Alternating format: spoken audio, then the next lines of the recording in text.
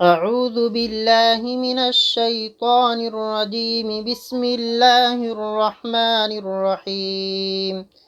سبح لله ما في السماوات وما في الأرض وهو العزيز الحكيم. هو الذي أخرج الذين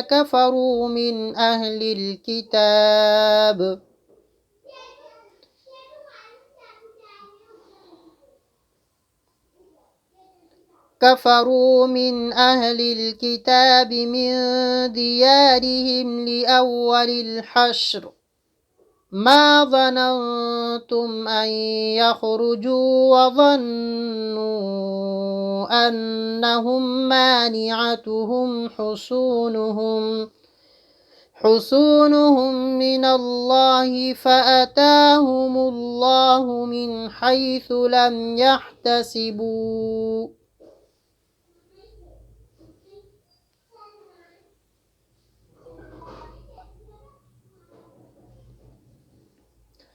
لم يحتسبوا وقذف في قلوبهم الرعب يخربون بيوتهم بأيديهم وأيدي المؤمنين فاعتبروا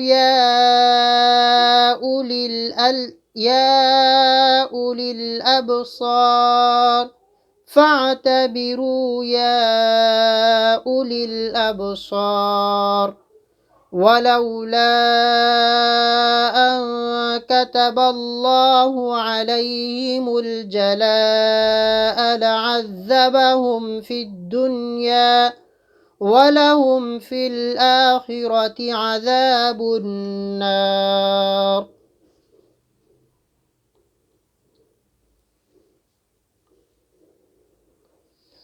ذلك بأنهم شاقوا الله ورسوله ومن يشاق الله فإن الله شديد العقاب. ما قطعتم من لينة أو تركتموها قائمة على أصولها فبإذن الله وليخزي الفاسقين.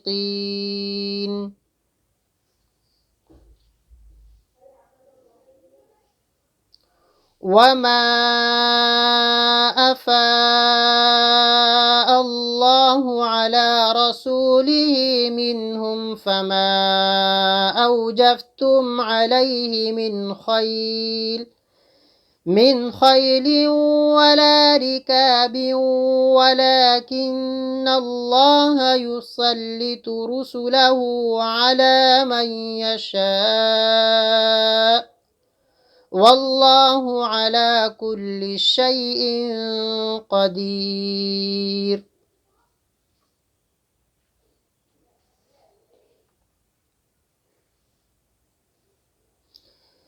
ما أفاء الله على رسوله من أهل القرى فلله وللرسول ولذي القربى واليتامى والمساكين وابن السبيل كي لا يكون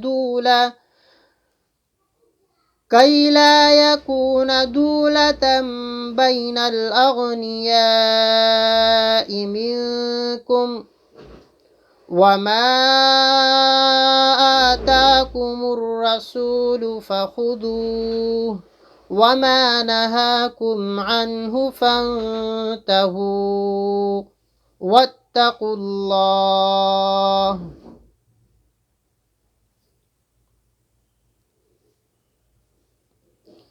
إن الله شديد العقاب. للفقراء المهاجرين الذين أخرجوا من ديارهم وأموالهم يبتغون فضلا من الله ورضوانا وينصرون الله ورسوله أولئك هم الصادقون.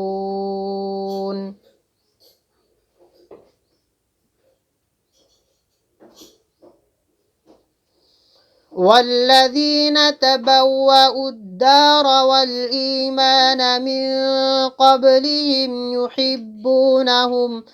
يحبون من هاجر إليهم ولا يجدون في صدورهم حاجة مما أوتوا ويؤثرون على أنفسهم ولو كان بهم خصاصة ومن يوق شح نفسه فأولئك هم المفلحون.